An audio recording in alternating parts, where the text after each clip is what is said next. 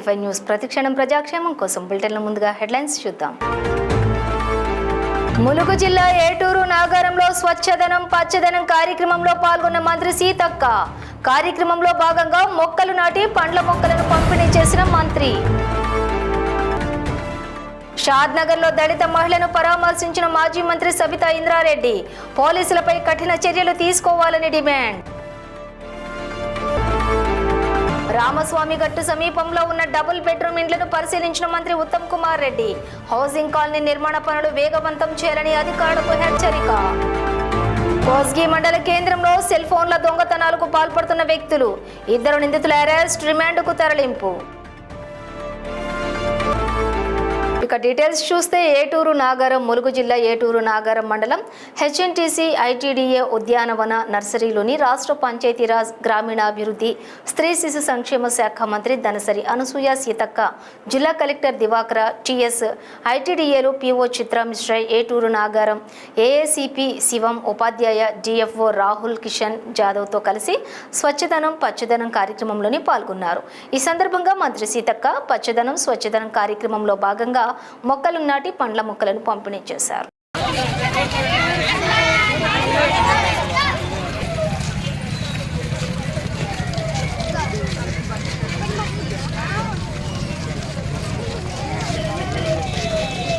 షాద్నగర్ పట్టణంలోని ఫరూక్ నగర్ హరిజనవాడకు చెందిన సునీత అనే దళిత మహిళను దొంగతనం కేసులో అదుపులోకి తీసుకుని Shadnagar detective inspector Rama Reddy 3rd degree ఉపయోగించి చిత్రహింసలకు గురి చేసిన సంఘటనతో ఆసుపత్రిలో ఉన్న మహిళను బీఆర్ఎస్ మాజీ మంత్రి సబితా ఇంద్రారెడ్డి, ఎమ్మెల్సీ నవీన్ కుమార్ రెడ్డి, మాజీ ఎంపీ ముందా జగన్నాథ్, మాజీ ఎమ్మెల్యే అంజయ్య యాదవ్, ఆర్ఎస్ ప్రవీణ్ కుమార్ పరామర్శించారు.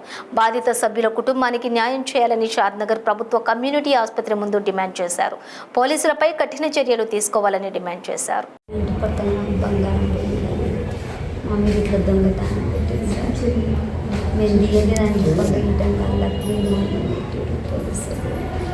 నైట్ 8కి తీసుకుపోయారు, 9 అయింది. అప్పటికి అడిగారు నన్ను, నా మొదలు, నా కొడుకు. సరే నక్షత్రం ఒకటి వేసాను, పొద్దున్న నుంచి వేసారు నన్ను. ఎన్ని గంటలకు నైట్ 2 గంటల దగ్గర కొట్టేశారు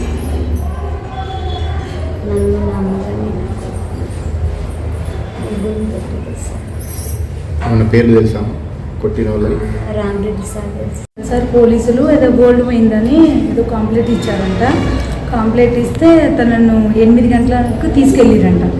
ఏమైంది సార్ అట్లా తీసుకెళ్తున్నారని ఆమె అడుగుతుంటే కూడా ఫస్ట్ నువ్వు జీపేకు, అదంతా ఏం మాట్లాడకు, జీపేకు అని చెప్పి ఎక్కించుకొని వెళ్ళారంట. 9 గంటల నుంచి 9 గంటల దాకా 1 గంట సేపు అడిగిరంట. సార్ ఏమైంది, నువ్వు తీసినావా బంగారం అంటే నేను తీయలేదు సార్ అని ఎన్ని చెప్పినా వాళ్ళు వినిపించుకోలేదంట. ఆ తర్వాత ఫస్ట్ వాళ్ళ హస్బెండ్ని అడిగితే కూడా షాద్నగర్ పోలీస్ స్టేషన్లో జరిగిన సంఘటన ఏదైతే ఉందో అందరం కూడా సభ్య సమాజం అంతా తలంచుకునేటట్టు ఈరోజు జరిగిన సంఘటనను ముందు ఖండిస్తాం. గౌరవ కేసు మహిళని, అందులో ఒక దళిత బిడ్డని పోలీస్ స్టేషన్లో తీసుకెళ్ళి 3rd డిగ్రీ ప్రయోగించడంత నేరం ఏం జరిగింది అక్కడ ఒకసారి ఇమీడియట్గా వెళ్తే మమ్మల్ని ఇక్కడ పంపించడం జరిగింది. ఆడబిడ్డని కనుక్కుంటా ఉంటే సంబంధం లేని విషయంలో స్టేషన్ తీసుకురావడమే కాకుండా తనతో పాటు తన భర్తను, తన కొడుకు మీద కూడా పోలీస్ డిపార్ట్మెంట్ వాళ్ళు లాఠీ చార్జ్ కొట్టడం జరిగింది. కొడుకు కూడా కొట్టడం జరిగింది. హోంమంత్రి లేరు, ఇప్పుడే మాజీ హోంమంత్రి గారు, మాజీ విద్యాశాఖ మంత్రి గారు, సీనియర్ రాజకీయ నాయకులు మేడం సబితా ఇంద్రారెడ్డి గారు వివరంగా ఈ విషయం చెప్పడం జరిగింది. ఆ మేడం మనసులో ఏముందో నేను అర్థం చేసుకున్నాను. ఎందుకంటే ఆమె చెప్తుంటేనే వినడం కష్టంగా ఉంది. ఆమె చెప్తున్నప్పుడు ఆ మాటలు వినడం కూడా కష్టంగా ఉందంటే ఒక మహిళగా ఇంకా ఇవన్నీ ప్రెస్ మీద చెప్పాలంటే కూడా కష్టమవుతుంది. కలిగిన అవమానం సభ్య సమాజం తలదించుకునే విధంగా వాళ్ళు వ్యవహరించిన తీరు ఇది పోలీస్ డిపార్ట్మెంట్కు మాయను మచ్చ లాంటిది. ఇప్పటికైనా మా సైబరాబాద్ సిపి గారు, అలాగే డీసీపీ గారు, ఏసీపీలంతా పర్యవేక్షించి అసలు పోలీస్ స్టేషన్ వ్యవస్థలనే అందులో బీద పైన కూలినా చేసుకున్న ఆమెను పోలీస్ స్టేషన్ ఉపయోగించి దారుణంగా కొట్టిన వాళ్ళు. అదేవిధంగా కొడుకు చిన్న పిల్లలకు కొట్టారు. ఆమె సూర్యాపేట జిల్లా హుజూర్ నగర్ పట్టణంలోని రామస్వామి గట్టు సమీపంలో ఉన్న 2160 డబుల్ బెడ్రూమ్ ఇండ్లను నీటిపారుదల పౌర సరఫరాల శాఖ మంత్రి ఉత్తమ్ కుమార్ రెడ్డి పరిశీలన చేశారు. అనంతరం ఐటీఐ కాలేజ్ నిర్మాణ భూమి పూజలో పాల్గొన్నారు. ఈ సందర్భంగా మంత్రి మాట్లాడుతూ 2009లో గృహ నిర్మాణ శాఖ మంత్రిగా ఉన్న సమయంలో 2160 హౌసింగ్ కాలనీలు ఏర్పాటు చేసి 70% పనులు పూర్తయ్యాయని అన్నారు. టీఆర్ఎస్ ప్రభుత్వం వచ్చిన తర్వాత ఇండ్లు పూర్తి చేస్తారని చెప్పి పనులు మొదలు పెట్టలేదని, మరలా కాంగ్రెస్ ప్రభుత్వం అధికారం చేపట్టిన తర్వాతే 75 కోట్ల రూపాయలతో హౌసింగ్ కాలనీ పనులు పునర్నిర్మాణం చేపట్టామని తెలిపారు. జనవరి నాటికి ఇండ్లు పూర్తి చేసి నిరుపేదలకు పంచుతామన్నారు. ఇండ్లు పనులు చాలా నెమ్మదిగా జరుగుతున్నాయని, హౌసింగ్ కాలనీ నిర్మాణ పనులు వేగవంతం చేయాలని అధికారులను హెచ్చరించారు.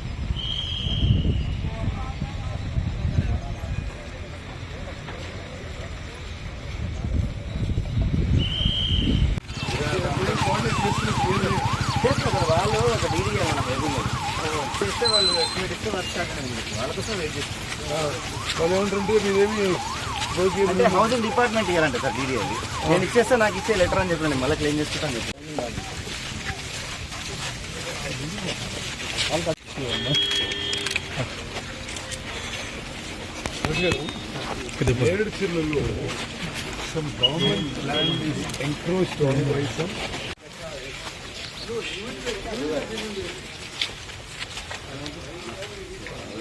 ట్రాన్స్ఫర్ చేయడం జరిగింది. అప్పుడే ఈ 2160 సింగిల్ బెడ్రూమ్ ఫ్లాట్స్ పని మొదలుపెట్టడం జరిగింది. కానీ దురదృష్టవశాత్తు 2014లో ప్రభుత్వం మారి మేము దిగిపోయి రాష్ట్రంలో టీఆర్ఎస్ ప్రభుత్వం ఏర్పడిన తర్వాత 10 ఏళ్ల పాటు ఈ హౌసింగ్ కాలనీ పనులు ముందుకు పోలే. అప్పటివరకే 70% పూర్తయిన పనులు అక్కడికక్కడనే ఆగిపోయినాయి. 10 ఏళ్ల పాటు గత టీఆర్ఎస్ ప్రభుత్వంలో ఏ ముఖ్యమంత్రి వచ్చినా ఏ మంత్రి వచ్చినా ఇది మంజూరు చేస్తాం, పనులు చేయిస్తాం అని చెప్పిండు. కానీ గ్రౌండ్ మీద మాత్రం పని జరగలే, మంజూరు కూడా రాలే. తిరిగి మా ప్రభుత్వం వచ్చిన తర్వాత, మా గవర్నమెంట్ ఏర్పడిన తర్వాత నేను ముఖ్యమంత్రి రేవంత్ రెడ్డి గారు, హౌసింగ్ మినిస్టర్ పొంగులేటి శ్రీనివాసరెడ్డి గారి సహాయంతో 75 కోట్ల రూపాయలు మంజూరు చేయించి పనులు పునఃప్రారంభించాం. ఇక్కడ 60 నిరుపేద కుటుంబాలు, ప్రత్యేకంగా అలాట్మెంట్లో బెనిఫిషరీస్లో మేము ఎస్సీ, ఎస్టీ, బీసీ మైనారిటీస్కి ప్రియారిటీ ఇవ్వబోతున్నాము. ఇప్పుడు ఆయన కాంట్రాక్టరు చెప్పిన విషయం ఏంటంటే జనవరి లోపల పూర్తి చేస్తామని. ఇప్పటికైతే వర్క్ చాలా స్లోగా జరుగుతుంది. నేను ఇంజనీర్లకి, కాంట్రాక్టర్కి నేను హెచ్చరిస్తున్నా, ఈ స్పీడ్లో వర్క్ జరిగితే మాత్రం మరి ప్రభుత్వం నుంచి కఠిన చర్యలు తప్పవని చెప్పి కూడా వాడు హెచ్చరిస్తున్నా. ఇంకా వర్క్ స్పీడు అందుకోవాలి, వేగవంతం కావాలి. ఇది రాష్ట్రంలోనే ఒక యునిక్, ఒక స్పెషల్ హౌసింగ్ కాలనీ కాబోతుంది. నిరుపేదలకి ఈ హౌసింగ్ కాలనీ ప్రభుత్వం ఎంత ఖర్చు పెట్టినా ఉచితంగా 2160 కుటుంబాలకి ఇవ్వబోతున్నాం. ఆ లబ్ధిదారుల ఎంపిక వగైరా ఇతర విషయాలు మరి ఇంకా కొద్దిగా ముందుకు పోయిన తర్వాత ఈ పనులు పూర్తయ్యే సమయానికి ఆ ప్రక్రియ మొదలు పెడతాం. లబ్ధిదారుల ఎంపిక పూర్తిగా పారదర్శకంగా ఉంటుంది. ఫస్ట్ ప్రియారిటీ హుజూర్ నగర్ టౌన్లో ఉండే వాళ్ళకి, నిరుపేదలకి, ఇండ్లు లేని వాళ్ళకు ఉంటుంది. ఆ తర్వాత అక్కడి నుంచి అందరు అకామిడేట్ అయిపోయిన తర్వాత హుజూర్ నగర్ మండలం నుంచి కూడా ఏమైనా అప్లికేషన్ ఇస్తే అది కూడా కన్సిడర్ చేస్తాం. రాష్ట్రంలో ప్రస్తుత కాంగ్రెస్ ప్రభుత్వం ఒక మహత్తర హౌసింగ్ కార్యక్రమం చేపట్టిన విషయం మీ అందరికీ ఒకసారి గుర్తు చేస్తున్నాం. ఈ ఆర్థిక సంవత్సరంలో 4.5 లక్షల ఇండ్లు, సుమారు 22 కోస్గి మండల కేంద్రంలోని ఈ నెల 2, 3వ తేదీలలో కోస్గి బస్టాండ్లో సెల్ ఫోన్ల దొంగతనాల ఫిర్యాదుపై కేసు నమోదు చేసి కోస్గి బస్టాండ్లో నిఘా ఏర్పాటు చేయడం జరిగిందని డీఎస్పీ తెలిపారు. అయితే 4/8/2024 నాడు సాయంత్రం బేతమపల్లి ఎల్లప్ప, బేతమపల్లి పకీరప్ప అనే ఇద్దరు వ్యక్తులు అనుమానాస్పదంగా కనిపిస్తే వారిని పట్టుకుని విచారించగా నిందితులిద్దరూ జల్సాలకు అలవాటు పడి సులువుగా డబ్బు సంపాదించాలని గత కొంతకాలంగా రద్దీ గల ప్రదేశాలు, జాతరలలో, సంతలలో, బస్టాండ్లలో, రైల్వే స్టేషన్లలో ప్రయాణికులు ఎక్కి దిగే సమయంలో అదునుగా చూసుకొని వీరు ప్రయాణికులుగా చేరి విలువైన సెల్ ఫోన్లను దొంగతనాలకు పాల్పడుతుండేవారని తెలిపారు. నిందితులిద్దరు కూడా ఇదివరకు సైబరాబాద్, కేశంపేట, జడ్చర్ల, మహబూబ్ నగర్, 1 టౌన్, కరీంనగర్, దుబ్బాక, కొడంగల్ పోలీస్ స్టేషన్ల పరిధిలో దొంగతనాలు చేయగా అక్కడ వారిపై మొత్తం 8 కేసులు నమోదు చేయడం జరిగిందని తెలిపారు. నిందితులు తేదీ 4/8/2024 నాడు సాయంత్రం కోస్గి బస్టాండ్లో అనుమానాస్పదంగా ఉండి సెల్ ఫోన్ల దొంగతనానికి పాల్పడుతుండగా వారిని పట్టుకుని వారి వద్ద నుంచి ఒక ఆటో, 10 సెల్ ఫోన్లు, దాని మొత్తం విలువ 2.5 లక్షలు రికవరీ చేయడం జరిగిందని అన్నారు. సెల్ ఫోన్లను ట్రేస్ అవుట్ చేసి బాధితులకు అప్పగించడం కూడా జరుగుతుందని డీఎస్పీ తెలిపారు. జిల్లా ఎస్పీ శ్రీ యోగేష్ గౌతమ్ ఐపీఎస్ ఆదేశాల మేరకు డీఎస్పీ ఎన్ లింగయ్య పర్యవేక్షణలో Kosgi CI Dasru Nayak, Kosgi SA G Bala Venkataramana, constables Raghavender Reddy, R Narasimhulu చాకచక్యంగా వ్యవహరించి దొంగలను పట్టుకోవడం జరిగినందున డీఎస్పీ పోలీసులను అభినందించారు. త్వరలోనే ఎస్పీ చేత రివార్డు ఇవ్వడం జరుగుతుందని తెలిపారు. కోస్గి బస్ స్టాండ్ లో మొబైల్ ఫోన్ పోయిందని చెప్పేసి బుజ్జిబాయ్ అని ఒక ఆమె కోస్గి ఆమె కంప్లైంట్ చేయడం జరిగింది. దాని మీద మేము కేసు నమోదు చేసుకొని దర్యాప్తు చేస్తున్నాము. తర్వాత మళ్ళీ నెక్స్ట్ డే కూడా 3వ తారీఖు నాడు కూడా ఇంకో మొబైల్ పోయిందని చెప్పేసి వేరే వాళ్ళు కూడా కంప్లైంట్ ఇచ్చారు. వీటిని పెట్టి మేము పరిశోధన చేస్తున్న క్రమంలో నిన్న ఈవినింగ్ ఎల్లప్ప అనే ఒక అతను, అరవింద్ అని, వీరిద్దరు కూడా తమ ఆటోలో వచ్చి సస్పెన్స్ సర్కమ్స్టాన్స్ లో అక్కడ బస్ స్టాండ్ ఉండే వాళ్ళని విచారించి చేస్తే ఈ మొబైల్ ఫోన్లు రికవర్ అయ్యాయి. మా క్రైమ్ పార్టీని దొంగతనం అవుతుందని చెప్పేసి అక్కడ బస్ స్టాండ్ వేయడం జరిగింది. వాళ్ళు పెట్టి విచారణ చేస్తే వీళ్ళు డోర్ ఏరియాకి సంబంధించిన వాళ్ళు, కర్నూలు జిల్లా డోర్ ఏరియాకి సంబంధించిన వాళ్ళని తెలిసింది. వీళ్ళని విచారణ చేస్తే నిన్న సాయంత్రం బస్ స్టాండ్ పట్టుకోవడం జరిగింది. విచారణ చేస్తే వీళ్ళ దగ్గర మనకు మా కేసులో కోస్గి పోలీస్ స్టేషన్ సంబంధించిన కేసు కాకుండా 2 మొబైల్ ఫోన్లు కాకుండా అండ్ షాద్నగర్ సంబంధించింది ఒకటి, తర్వాత మొత్తం 10 మొబైల్ ఫోన్లు వీళ్ళ దగ్గర ట్రేస్ చేయడం జరిగింది. వీళ్ళని ఇంకా విచారణ చేస్తున్న క్రమంలో వీళ్ళకి చేస్తే ఏంటంటే వీళ్ళు గతంలో కూడా సైబరాబాద్, జడ్చర్ల, మహబూబ్ నగర్, కొడంగల్ ఏరియాలో కూడా అండ్ నారాయణపేట ఏరియాలో కూడా వీళ్ళు దొంగతనం చేసిన తెలిసింది. ప్రస్తుతానికి ఇప్పుడు మనం సీజ్ చేసిన మొబైల్ ఫోన్ల విలువ ఆల్మోస్ట్ 2,50,000 ఉంటుంది. ఆల్మోస్ట్ కాస్ట్లీ ఫోన్స్ అండి. వీళ్ళ చరిత్ర ఏంటంటే వీళ్ళు ఇట్లా అంటే ఆటోలో వాళ్ళకి వెహికల్ ఏదైనా వచ్చేసి మనం ఆదమర్చే టైంలో బస్ స్టాండ్లలో ప్రయాణికులు వాళ్ళు బస్ ఎక్కే సమయంలో వీళ్ళు వాళ్ళ బస్ ఎక్కే టైంలో వాళ్ళు బిజీ ఉంటే కాస్ట్లీ ఫోన్ చూసుకొని అబ్జర్వేషన్ చేసేసి వీళ్ళు దొంగతనం చేస్తారు. వాళ్ళ నిన్న పట్టుకోవడం జరిగింది. వీళ్ళ మీద రిమాండ్ తరలించడం జరుగుతుంది. ఇట్టి పని అంటే ఇటు కేసులు చేయించడంలో మా ఎస్పీ గారి సూచనలు వీటి వరకు అండ్ మా inspector Dassu Naik and SI Kosgi Venkataramana వాళ్ళ ఆధ్వర్యంలో జవాన్లు రాఘవేంద్ర రెడ్డి, నరసింహులు ఈ క్రైమ్ పార్టీ చేశారు. వాళ్ళకు కూడా రివార్డు ఇవ్వడం జరుగుతుంది. ఇంకా అంటే మళ్ళీ ఫర్దర్ ఏదైతే 7 ఫోన్లు ఇంకా గుర్తింపు చెందనివి వాటిని ఎవరైతే ఉన్నారో ఆ బాధితులు ఎవరైతే ఉన్నారో వేరే చోట్ల క్రైమ్ అయితే వాళ్ళని కేసు చేసి ఆ మొబైల్ ఫోన్లు చట్టప్రకారంగా వాళ్ళకి అప్పగించడం జరుగుతుంది. శ్రీ శ్రీనివాస కళ్యాణ మండపంలో కరాటే మాస్టర్ సోములు గౌడ ఆధ్వర్యంలో కరాటే పోటీలు నిర్వహించారు. షాపూర్ బ్రిలియంట్ అడోనై హై స్కూల్లో చదువుతున్న విద్యార్థులు కరాటే విభాగంలో రక్షిత, చాతుర్య, తేజస్విని, శ్రీవల్లి, గౌతమ్, వినయ్, భీమేశ్వర్, సాయి చరణ్, ప్రణీత్ గోల్డ్ మెడల్ గెలిచారు. రుత్విక, శరణ్య, అలేఖ్య, దీక్షిత, వరుణ్ సిల్వర్ మెడల్లు గెలిచారు. కార్తికేయుడు, ప్రణీత్, రిత్విక్ బ్రౌన్ మెడల్లు గెలిచారు. గెలిచిన విద్యార్థినులను మరియు కరాటే మాస్టర్ శివకృష్ణ గౌడ్ని Shapur brilliant Adonai high school principal Solomon Raj school స్టాఫ్ను అభినందించారు.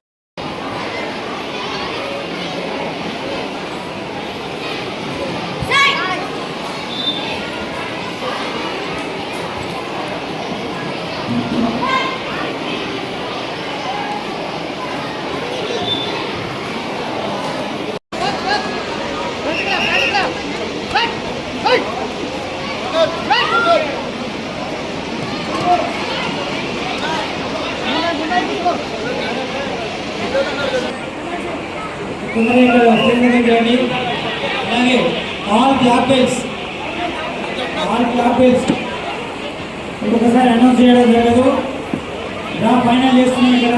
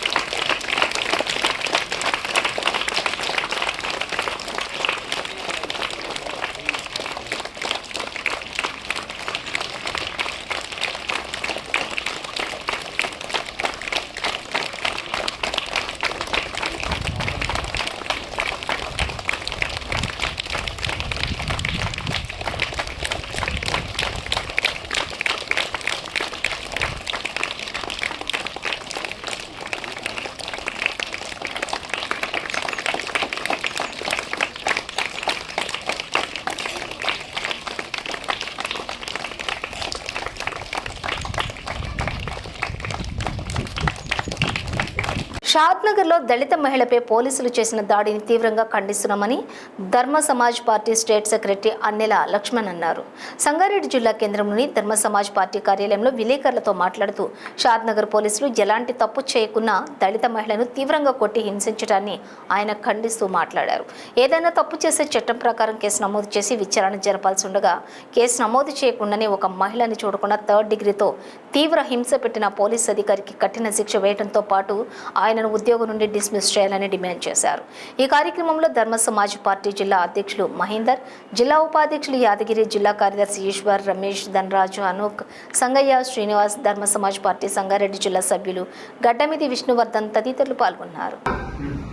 ఈరోజు షాద్నగర్లో ఒక దళిత మహిళపై దారుణంగా పోలీసులు చిత్రహింసలు పెట్టి హింసించి దారుణంగా కొట్టడం అత్యంత బాధాకరం.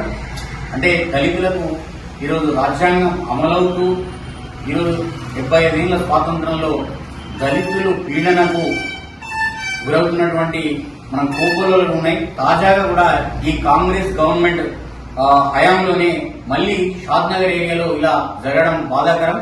పోలీసులు దళితుల పట్ల అమానుషంగా వ్యవహరించడం చాలా బాధాకరం. దీన్ని ధర్మ సమాజ్ పార్టీ సంగారెడ్డి జిల్లా తీవ్రంగా ఖండిస్తా ఉంది.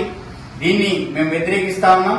ఈ చర్యను గవర్నమెంట్ సీరియస్ గా తీసుకుని సంబంధిత పోలీస్ అధికారులపై కఠిన చర్యలు తీసుకోవడంతో పాటు వాళ్ళ ఉద్యోగాల్ని బర్తరఫ్ చేయాలని, వాళ్ళని ఉద్యోగాల నుంచి డిస్మిస్ ఫ్రమ్ ద ఎంప్లాయ్మెంట్ నుంచి తీయాలని మేము బలంగా వాదిస్తున్నాం, డిమాండ్ చేస్తున్నాం. లేని పక్షంలో గవర్నమెంట్ ఈ యొక్క పోలీసు ఆ యొక్క ఆఫీసుల్ని ముట్టడి చేస్తామని, భవిష్యత్ అవసరమైతే సెక్రటరీ అసెంబ్లీని ముట్టడి చేస్తాం. ఇటువంటి దళితుల మీద దాడులు చర్యలు జరుగుతూ ఉంటే ఏం పిచ్చి పట్టిందా? ఏం జరుగుతూ ఉంది? అంతా మనుషులు గారా వాళ్ళు? ఈ రోజు రాజ్యాంగం ఏం చెప్తున్నది? ఇంతటి దారుణమైన సిచ్యువేషన్ లో ఇలాంటి పరిస్థితులు ఉంటే వాళ్ళు ఎలా బతకాలి ఈ సమాజంలో? కాబట్టి అందరు మనుషులు సమానమే. చట్టం తాన పని తను చేసుకోబోతున్నప్పుడు చట్ట ప్రకారం కేసు పెట్టనుంటివి. కేసు పెట్టకుండా శిక్షించి అనేక రకాలుగా హింసించి చాలా చాలా చాలా చెప్పరాకుండా ఉన్నది ఆ పరిస్థితులు. ఇదేనా ఒక స్త్రీ పైన, ఒక దళిత స్త్రీ పైన? అంటే మనుషులు గారా వాళ్ళు? నీ ఇంటి స్త్రీకి అలా చేస్తావా? కాబట్టి పోలీస్ అధికారులైన వాళ్ళు, రాజకీయ నాయకులైనా, ఎవరినైనా ధర్మ సమాజ్ పార్టీ తీవ్రంగా హెచ్చరిస్తుంది. మరోసారి ఇలాంటి బీసీ ఎస్సీ ఎస్ల పైన, దళిత గిరిజనుల పైన, ఒక నిరుపేదల పైన ఇలాంటి దాడులు గాని, ఈ యొక్క అవమానమైనటువంటి ఈ యొక్క హేయమైన చర్యలు జరిగితే తస్మాత్ జాగ్రత్త అని, ఖబర్దార్ అని బెదిరిస్తున్న ధర్మ సమాజ్ పార్టీ ఖచ్చితంగా తగు చర్య తీసుకుంటాం. పార్టీని, ఈ యొక్క రాష్ట్రాన్ని సుడిగుండంగా మారుస్తామని తెలియజేస్తా ఉన్నాం. ఎక్కడికక్కడ నిరసన తెలియజేస్తా ఉన్నాం. ఇక నుంచి ఇలాంటి చర్యలు పునరావృతం కాకూడదని ఈ ప్రభుత్వాన్ని హెచ్చరిస్తున్నాం. అందరికీ ధన్యవాదాలు. వనపర్తి ఎస్సీ మోర్చా జిల్లా అధ్యక్షులు గంధం ప్రవీణ్ చేపట్టినటువంటి రేముద్దుల నుండి వనపర్తి కలెక్టర్ ఆఫీస్ వరకు 22 కిలోమీటర్ల పాదయాత్రలో భాగంగా ముఖ్య అతిథిగా బీజేపీ జిల్లా అధ్యక్షులు డి నారాయణ పాల్గొని మాట్లాడుతూ ఎదుట్ల, రేదుమద్దుల, సింగాయిపల్లి గ్రామాల్లోని రోడ్లు దీనమైన పరిస్థితిలో ఉన్నాయని, గర్భిణీ స్త్రీలు రావాలన్నా వారు మధ్యలోనే ప్రాణాలు కోల్పోతున్నారని, ప్రజలు ప్రాణాపాయ స్థితిలో ఉంటే కూడా అంబులెన్స్ ఎక్కడికి వచ్చే పరిస్థితి లేదని చెప్పి, కనీస సౌకర్యాలు కానీ ఎలాంటివి లేవని, అధికారులు ఎలాంటి చర్యలు చేపట్టకుండా నిర్లక్ష్యం వహిస్తూ ప్రజల ప్రాణాలను తీస్తున్నారని మండిపడ్డారు. జూపల్లి కృష్ణారావు మంత్రి అయిన తర్వాత ఎన్నో హత్యలు, అరాచకాలు, గిరిజన మహిళలపై హత్యాయత్నాలు జరిగాయన్నారు. గ్రామ ప్రజల సమస్యలను వెంటనే పరిష్కరించే విధంగా చర్యలు తీసుకోవాలని కలెక్టర్కి వినతి పత్రం అందజేశారు. ఈ కార్యక్రమంలోని సర్పంచుల సంఘం మాజీ అధ్యక్షులు పురుషోత్తం రెడ్డి, రాష్ట్ర ఓబీసీ మోర్చా అధికార ప్రతినిధి శ్రీశైలం, వనపర్తి బీజేపీ జిల్లా ఉపాధ్యక్షులు కుమారస్వామి, బీజేవైఎం తిరుమలేష్, రాయన్న, అరవింద్, పట్టణ నాయకులు, రేమద్దుల గ్రామ ప్రజలు తదితరులు పాల్గొన్నారు.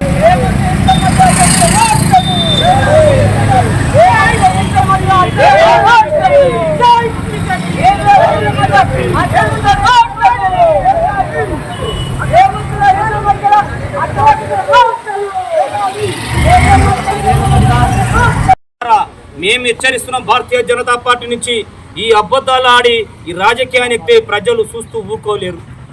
ఎందుకంటే రేమద్దులో ఉన్న ఇక్కడ చూడండి రోడ్లు, ఏమన్నా రోడ్లు ఉన్నవేవి? ఎక్కడో ఎంతో మంది గర్భిణీ స్త్రీలు ఉంటే రాత్రిపూట హాస్పిటల్ తీసుకురావాలన్న గుడక గర్భిణీ స్త్రీలు కొంతమంది వాళ్ళ మధ్యలోనే ప్రాణాలు కోల్పోయిన ఉన్నారు.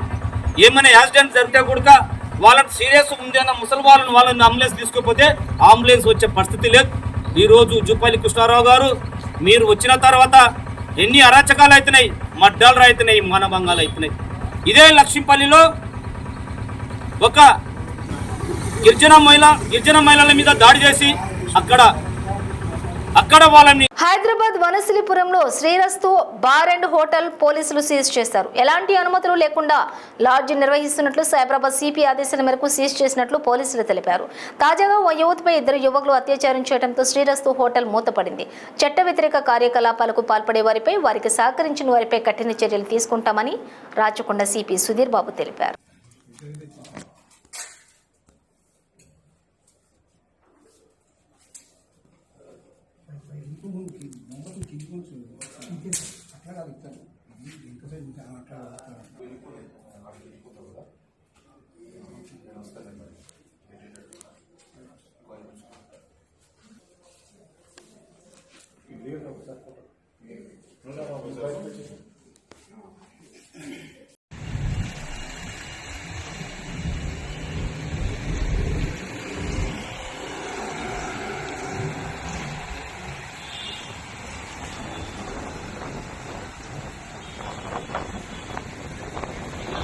నల్లగొండ జిల్లా నాగార్జున సాగర్ ప్రాజెక్టుకు వరద కొనసాగుతోంది. దీంతో 20 క్రస్ట్ గేట్లు ఎత్తారు అధికారులు.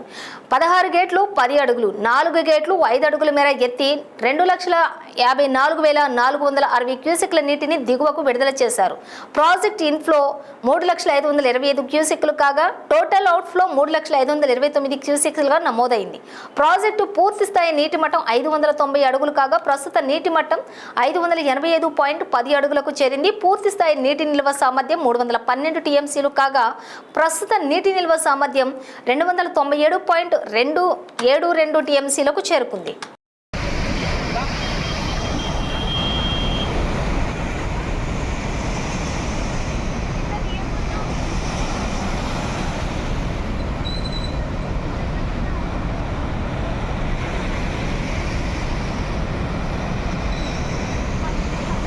మెదక్ జిల్లా చేగుంట మండల కేంద్రంలోని తహసీల్దార్ ఆఫీసులో ప్రొఫెసర్ జయశంకర్ సార్ జన్మదిన వేడుకలు ఘనంగా జరిగాయి. ఈ కార్యక్రమంలో తహసీల్దార్ స్వప్న, ఆర్ఏ నర్సింగ్ యాదవ్, సర్వేర్ రవీందర్ మరియు కార్యాలయ సిబ్బంది పాల్గొనడం జరిగింది.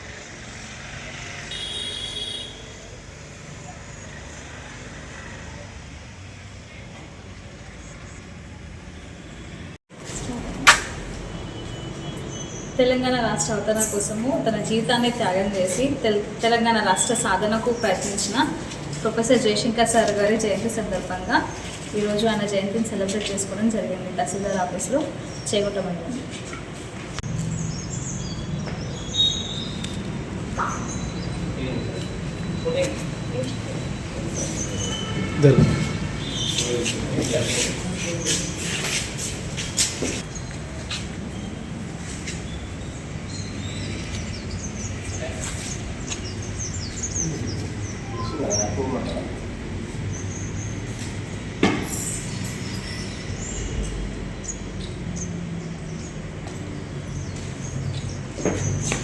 బులెటిన్ ముగించే ముందు హెడ్లైన్స్ మరోసారి.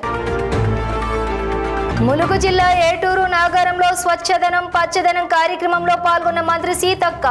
కార్యక్రమంలో భాగంగా మొక్కలు నాటి పండ్ల మొక్కలను పంపిణీ చేసిన మంత్రి. షాద్నగర్లో దళిత మహిళను పరామర్శించిన మాజీ మంత్రి సబితా ఇంద్రారెడ్డి. పోలీసులపై కఠిన చర్యలు తీసుకోవాలని డిమాండ్.